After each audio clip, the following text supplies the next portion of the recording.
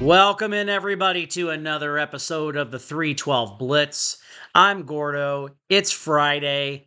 We're a couple days away from Sunday afternoon football, Bears, Cowboys. We're going to talk about it today. We're going to get you filled in. We're also going to unpack and try to digest the dismantling that we took last weekend.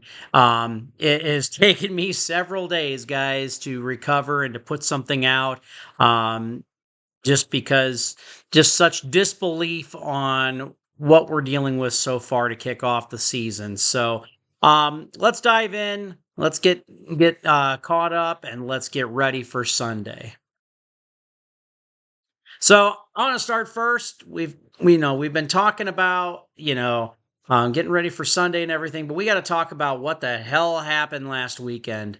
The absolute drubbing that we took, a 52-21 dismantling by the Lions. The Lions looked like they deserved to go to the Super Bowl. They were laying it on thick. They were running up the score. They were making sure that Ben Johnson knew that they didn't need him in order to survive.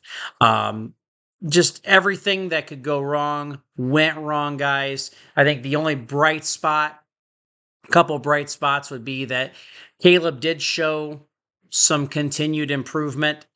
Still missing some passes that shouldn't be. A lot of second guessing. But I think the other big bright spot is the connection with Rome Odunze and the fact that he's leading the league right now in touchdown receptions. I think he's going to continue to grow into being wideout one. I think that he is the guy, and he is going to have a heck of a season. So that was definitely a bright spot in the game. There was just a lot of things that were just in total disbelief. For example, where was Montez Sweat? Where is the pressure up front? Dayo Ogdengbo can only do so much, and he kind of showed a little bit of regression, but he was also going up against, I think, a better offensive line, in my opinion. But there was like no pressure whatsoever from Sweat.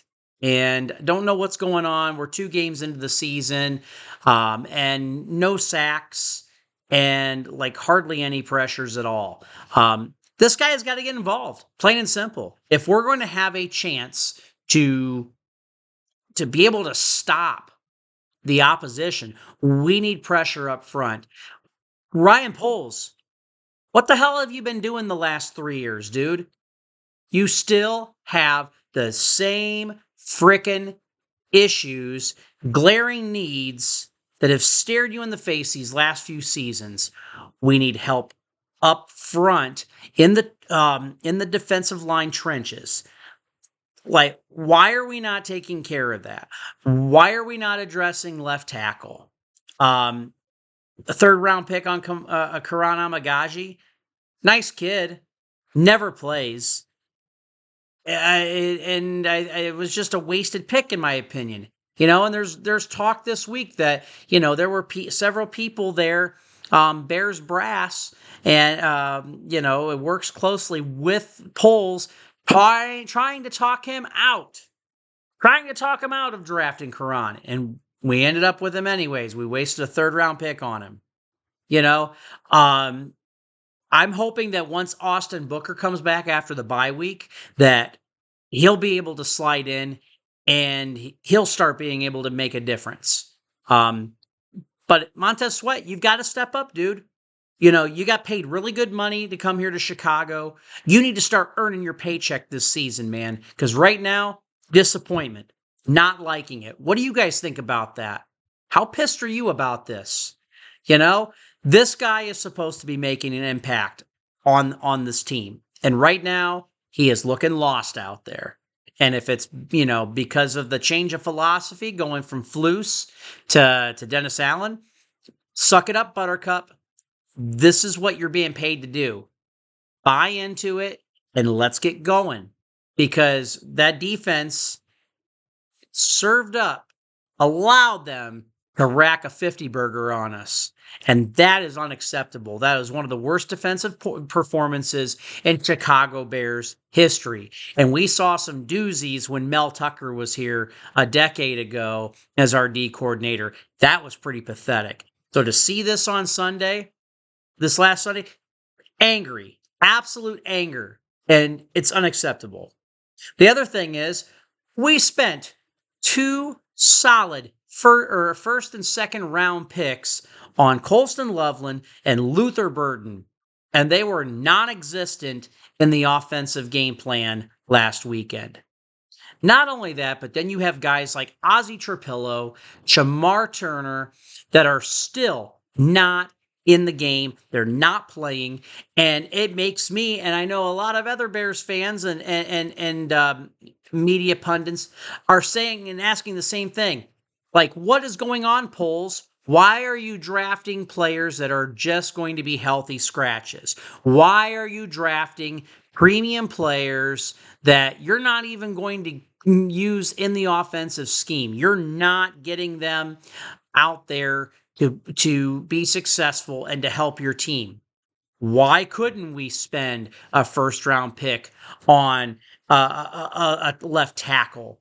Or why couldn't we spend it on an edge rusher? Why are we not going and addressing the immediate needs? I know we like the flashy, high ceiling, high potential, good character guys and everything, but I mean, we had a chance at Jalen Carter, folks. That's a generational talent right there. That dude wreaks havoc up front.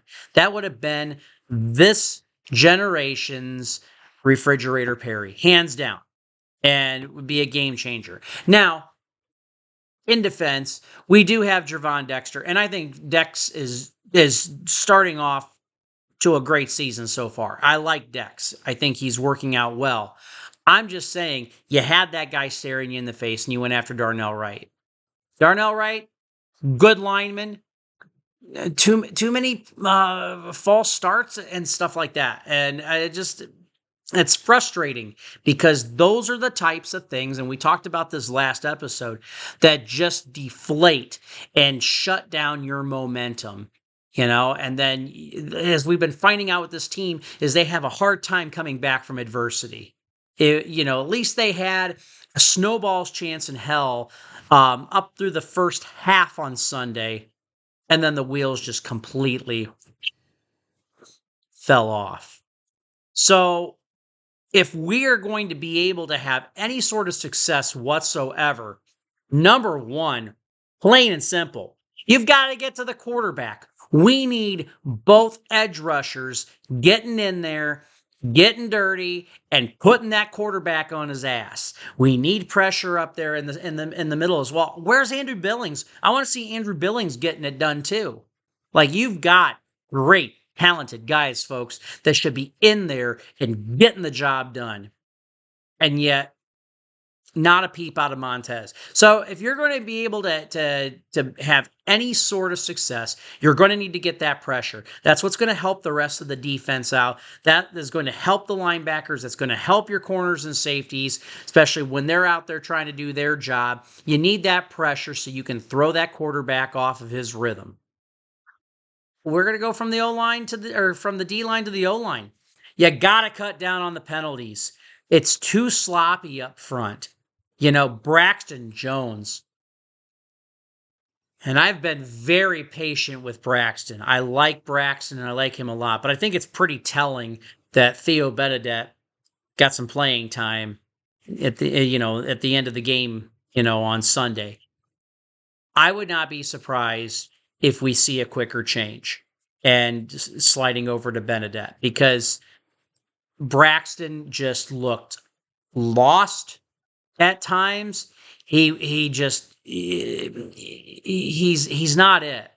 I don't know if this injury just has set him back and has taken him, a couple notches down. I don't know, but it's not working. Man, it is so not working. But for the rest of the line, they're going to need to play up to a Joe Tooney kind of level. Joe Tooney is kicking ass and taking names out there. Every single one of those guys up there need to play at that level. They need to gel together. We need to see some big things out of them this week. Tight ends. We kind of touched on it. We didn't see Colson Level. We haven't really seen Cole Kmet. These guys have got to get involved. I don't know what's going on, but Ben, Declan, Caleb, y'all got to start thinking about how you're going to get these guys involved, because this 12 personnel, that's what we've all talked about in the offseason, in training camp. We got to see it against the Bills in preseason. We were salivating over that. So why all of a sudden are we not doing that? You got to get them involved. And once you can do that, I think you're going to see some really good production, especially if you can, number 4, get Kyle Monangai the damn ball. DeAndre Swift is a great receiving back. I think he's also great when he can kick it out to the outside. But when it comes to running up the gut and grinding it out, getting the yards, I want to see Monangai do it. And you know what? If you want to also, alternate with Roschon Johnson, which I'm very skeptical about, it's not looking good so far.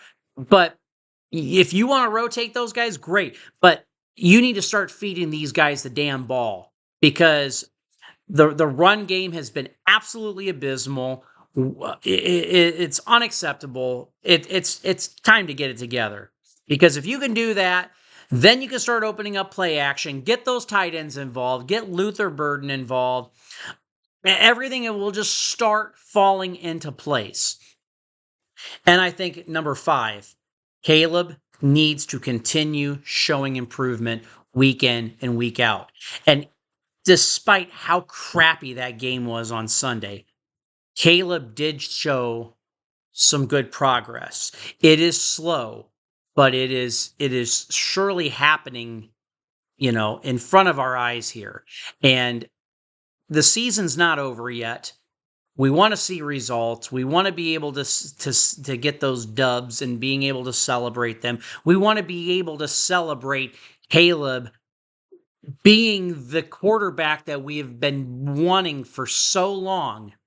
And I think we've just got to continue to be patient. We need to see the other players pick themselves up, and they need to rise to the occasion, because I'm sorry, the quarterback doesn't play the entire game. As in, it doesn't, not one player can win the game all the way. You've got all these other players out there that have to get the job done too, in order for Caleb to score touchdowns, to get the passes going. Everybody has to work together. That's the beauty of team sports. We need to see that. It's not completely happening. A lot of people are not buying into what Ben Johnson is doing so far. We've been hearing reports this week of, like players like DJ Moore and folks that have been used to the way the Flus has done things. They've been having a hard time buying in. But the thing I like is that Ben Johnson has not let up in what he's been saying. We are not playing like a championship caliber team. We need to do better. It's not there yet. We don't have it. Like, he's not mincing words. And another head coach that was like that for us decades ago was Mike Ditka. When he first came in, he looked at those guys and he said that over half of those SOBs weren't even going to be on the roster come season's end. He weeded that roster out. And I think Ben Johnson is in the same situation, just without the excessive gum chewing and a lot of swearing and everything. But he's real serious about what he's doing here. He said it was going to take time. We just need to continue to remain patient. But for this week against the Dallas Cowboys, those are my keys to victory. If those things can fall into place, we have a shot. We have a decent shot. The official designations for our players on Sunday, whether they're playing or not, questionable, doubtful, out, all that stuff. At the time of this recording, I haven't come across that. I haven't seen it. But these are the injuries that are key concern right now at this point, from what I saw from the practice report yesterday. I didn't put Jalen Johnson on here because it's looking like a foregone conclusion he's going to be out for the year. He hasn't been officially placed on IR yet. A lot of people are waiting for that to happen. But until then, he's kind of week to week. Speaking of week to week, Kyler Gordon, TJ Edwards with their hamstring injuries, they're considered week to week.